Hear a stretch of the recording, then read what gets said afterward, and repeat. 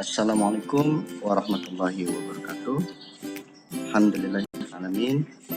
Kita bisa berjumpa kembali di pembelajaran jarak jauh untuk mata pelajaran fikih Madrasah Ibtidaiyah kelas 6. Apa kabar anak-anak kelas 6 yang soleh dan solehah?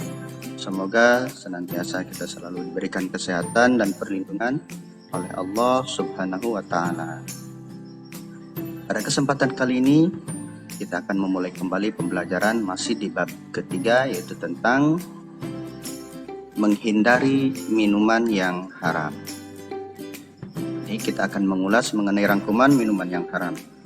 Sebelum kita memulai pembelajaran ini, marilah kita sama-sama berdoa dengan membaca basmalah. Bismillahirrahmanirrahim. Untuk review kali ini, kita akan sama-sama membahas kembali mengenai menghindari minuman yang haram.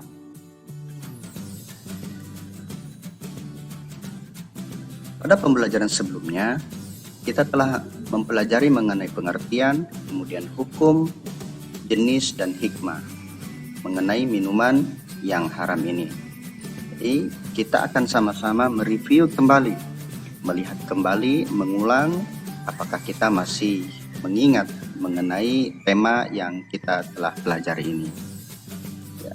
Minuman yang haram adalah minuman yang dilarang diminum oleh umat Islam karena madorotnya lebih besar daripada manfaatnya. Ingat ya, salah satunya berarti madorotnya lebih besar daripada manfaatnya. Kemudian, minuman yang diharamkan dalam Islam dapat dikarenakan sifatnya maupun zatnya. Jadi, ada sifatnya, ada zatnya. Seseorang yang minum minuman haram tentunya berdosa dan dapat menyebabkan berbagai masalah. Masalah ini apa?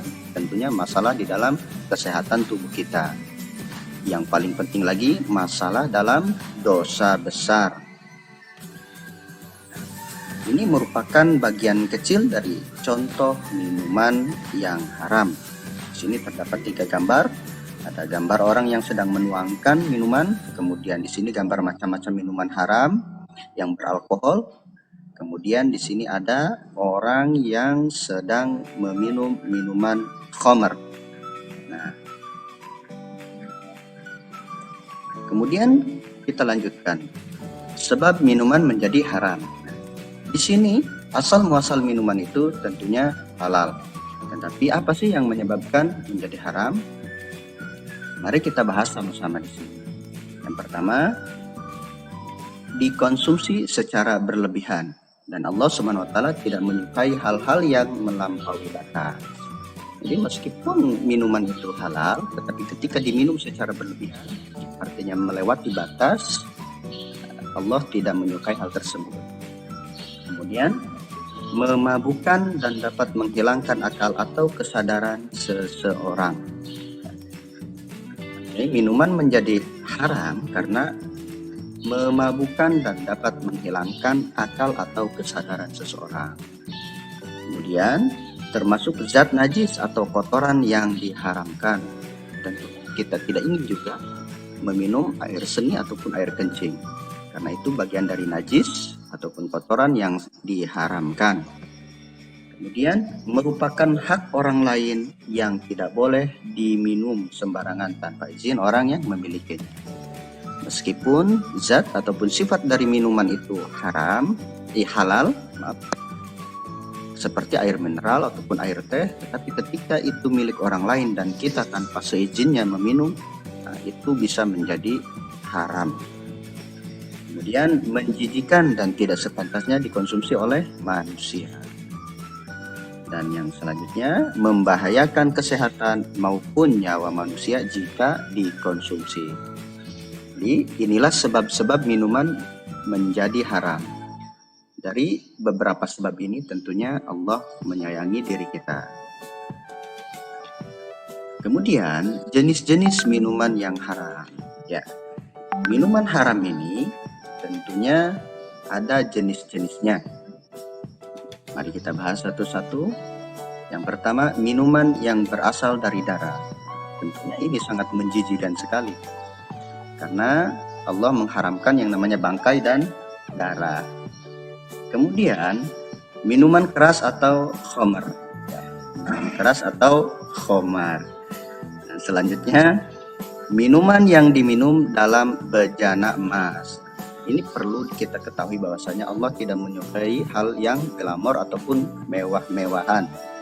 Jadi minum-minuman di dalam bejana emas ini menyerupai seorang kafir Quraisy pada zaman bangsa Arab sebelum Islam. Jadi mereka suka bermewah-mewahan sampai minum saja dilapisi dengan bejana emas. Kemudian minuman yang membahayakan diri, tentunya ini perlu dijauhi, dan inilah termasuk jenis minuman yang haram. Apa minuman yang membahayakan diri itu? Ya, seperti hal-hal yang terdapat zat-zat yang adiktif ataupun racun. Kemudian minuman yang diambil dari orang lain tanpa izin, ini sudah jelas. Selanjutnya, minuman yang mengandung zat yang diharamkan, ya, seperti alkohol. Kemudian minuman yang tercampur najis, ini sudah jelas. Dan yang terakhir, minuman dengan zat psikotropika atau minuman yang dicampur dengan obat bius. Nah, ini ada pengecualian jika terdapat tim medis yang menyarankan untuk meminum yang dicampur dengan obat bius ini demi kepentingan, contohnya demi kepentingan operasi, itu bisa menjadi pengecualian. Artinya bisa saja dikonsumsi dengan syarat-syarat tertentu. Nah, inilah tadi beberapa jenis, hanya sedikit saja beberapa jenis dari minuman haram. Kita lanjutkan. Nah, di sini menghindari minuman yang haram.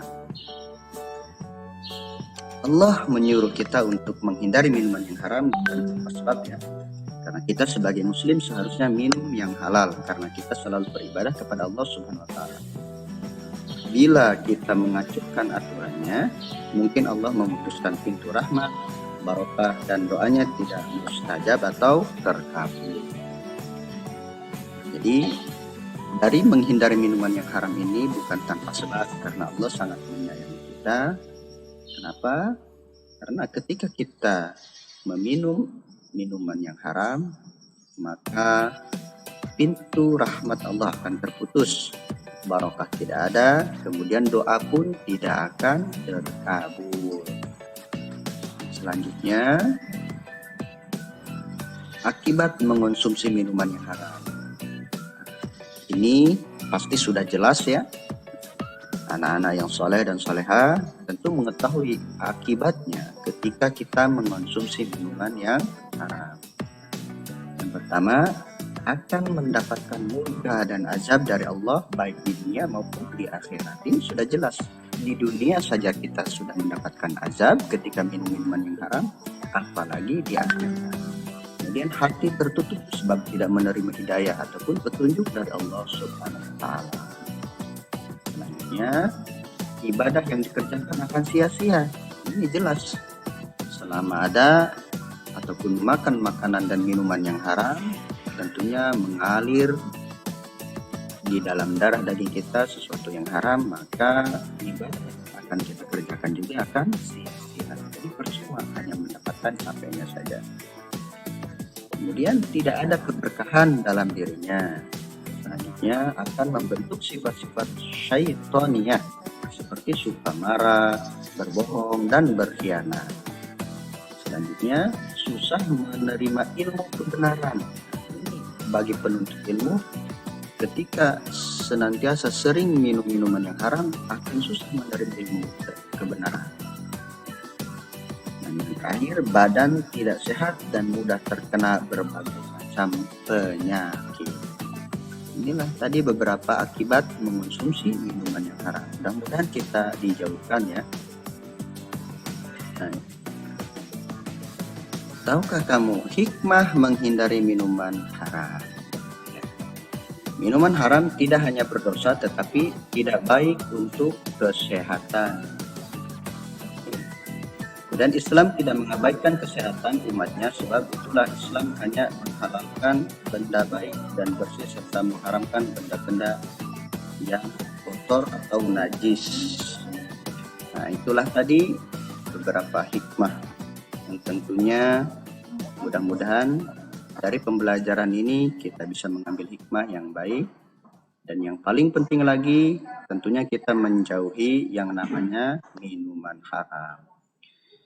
Terima kasih untuk pembelajaran kali ini. Kita akhiri sampai di sini. Mudah-mudahan bermanfaat. Kita akhiri dengan sama-sama membaca hamdalah alhamdulillahirabbil alamin. Sampai jumpa kembali di pertemuan selanjutnya. Assalamualaikum warahmatullahi wabarakatuh.